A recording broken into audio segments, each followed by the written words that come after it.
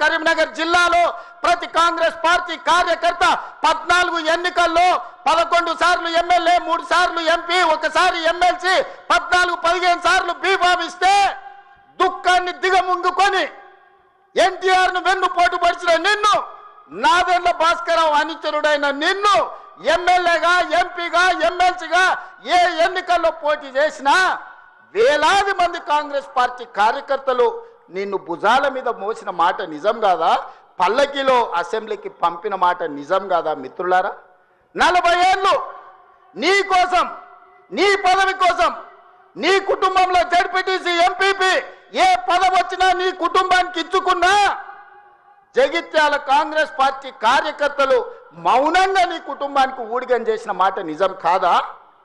గ్రామంలో ఉన్నోడు గ్రామంలో ఉండాలి, మండలంలో ఉన్నోడు మండలంలో ఉండాలి, జిల్లాలో ఉన్నోడు నియోజకవర్గంలో ఉన్నోడు నియోజకవర్గంలో ఉండాలని పాపంది చేసింది నువ్వు కాదా? మొన్న నేను జగిత్యాల కార్యకర్తలను కలిస్తే ఒక్కొక్కరు తమ కష్టాలను మనసు విప్పి మాట్లాడుతుంటే నాకు ఆశ్చర్యపోయినా. గాంధీ భవన్ చూసి ఒక నాయకుడు చాలా సంవత్సరాల తర్వాత మెట్రోలో పోతుంటే గాంధీ భవన్ కనిపిస్తే ఆనందంతో కన్నీళ్లు గారిని, ఆనంద బాష్పాలు గార్చిన మెట్రోలో నన్ను ఇట్లా గాంధీ భవన్ చూసిన మా నాయకుడు ఎన్నడూ నన్ను గాంధీ భవన్కు తీసుకుపోలేదని చెప్తుంటే నాకు నిజంగా మనసులో కలుక్కుమన్నది. ఇట్లాంటి కర్కోటకులైన నాయకులు ఉంటారా అని. అలాంటి నాయకుని కూడా జగిత్యాల ప్రజలు 14 సార్లు బీమా ఇస్తే ఎన్నో సార్లు ఓడిపోయినా వదలకుంటేనే ఆయన వెనకాల నిలబడి, ఆయన అండగా నిలబడి ఆయన భుజాల మీద మోస్తే ఒక్క ఏడాది పదవి లేకపోతే మీ గుండెల మీద దాన్ని మిమ్మల్ని మోసం చేసి పారిపోతాడా అని నేను అడుగుతున్న మిత్రులారా, ఇది న్యాయమా? ఇదేనా నీ జాతి, నీ నీతి? ఈ వయసులో నువ్వు 40 ఏళ్ళు నీ జెండా మోసి నిన్ను మోసిన కార్యకర్తల గుండెల మీద దాన్ని మోసం చేసి శత్రువు సంతను చేరుతావా? శత్రువు సంకలు చేరి ప్రజాపాలన పోవాలంటవా? నేను 4 దశాబ్దాలు కాంగ్రెస్ పార్టీ బలోపేతం కొరకు అకుంఠిత దీక్షతో ఏదైతుందో నేను పోరాటం చేసి నేను పాటుపడితే చివరికి దక్కింది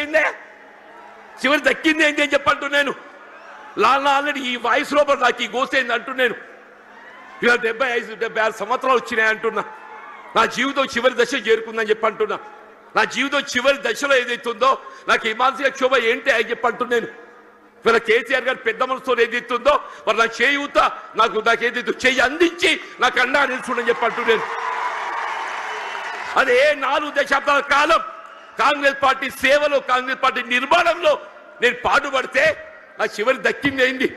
ఇవాళ మళ్ళీ కేసీఆర్ గారే చెప్పంటూ నేను పెద్ద మనసుతోని గతంలో ప్రత్యర్థులు ఒక భావన రానియకుండా గతంలో ప్రత్యర్థులు పోటీ చేసుకున్నప్పటికీ కూడా ఏదైతుందో అది భిన్న రాజకీయ పార్టీ యొక్క ఆలోచన విధానం కానీ ఆ జీవన వ్యక్తిగతంగా ఏదైతుందో విలువలు కట్టుబడే ఒక వ్యక్తిత్వం కాబట్టి అది ఒక భావనతోని వారు నాకు చేయూత అందించింది. అంత గొప్ప మనసు అని చెప్పంటూ నేను దయచేసి ఇలా జగిత్యాల గడ్డ నేనేదో ఆశించి కాదు నాయన, నేను అన్ని చూసిన నేను చూడని ఏమీ లేదు. ఈ 4 దశాబ్దాల కాలంలో చూడని ఏమీ లేదు. ఇవాళ ఒకటి ఇవాళ రాష్ట్రాన్ని పట్టుకుని శని పీడ విరగడ కావాలని చెప్పంటు ఒకే ఒక్కటి ఈ రాష్ట్రాన్ని పట్టుకొని శని పీడ విరగడ కావాలని చెప్పంటున్నా.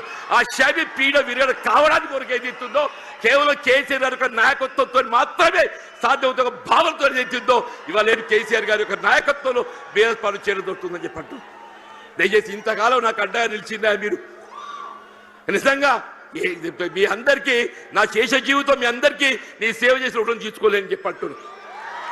వీళ్ళ కేసీఆర్ గారి యొక్క నాయకత్వంలో వీళ్ళ ఉమ్మడి కరీంనగర్ జిల్లానే కాదు యావత్ తెలంగాణ రాష్ట్రంలో గులాబీ జెండా ఎగరవేయటమే మనందరూ ఒక లక్ష్యంగా మనం ముందు పోవాలని చెప్పంటున్నాం.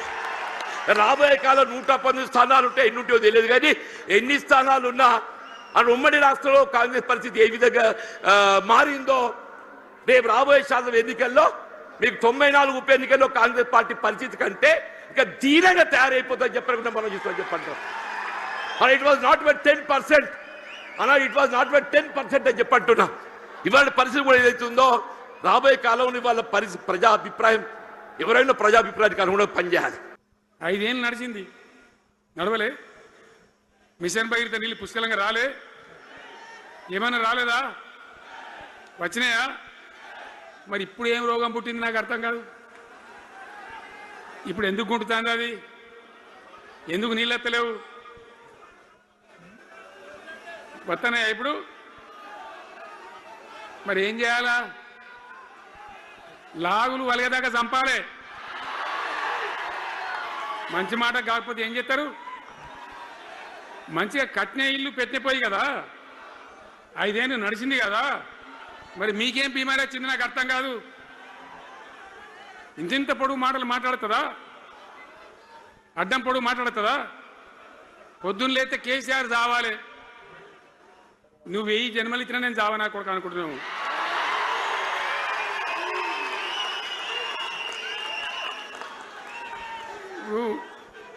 ఉట్టి మీద దాచిపెట్టింది,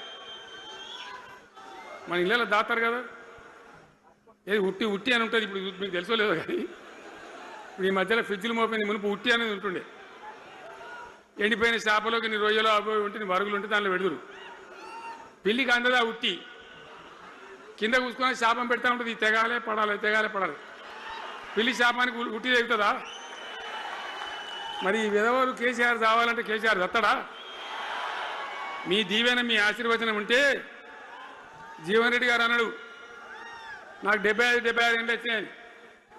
జీవన నేను చెప్తున్నా, నాకు కూడా 72 వచ్చినాయి. నీ వెనకనే నేను కూడా లైన్లోనే ఉన్నా. నేను ఒక్కటే మాట చెప్తున్నా, ఇక మా దేశభక్తి శ్రీనివాసేమో నాకు ఇంత పెద్ద కట్ట రాసి ఇచ్చాడు, నువ్వు మాట్లాడాలి ఇవన్నీ. అవన్నీ కాదు, ఇక్కడ దరిద్రం పోయేదాకా, ఇక్కడ టాప్ టు బాటం అన్ని వర్గాల ప్రజలు ఇది మా తెలంగాణ, మేము గర్వంగా బతుకుతాం.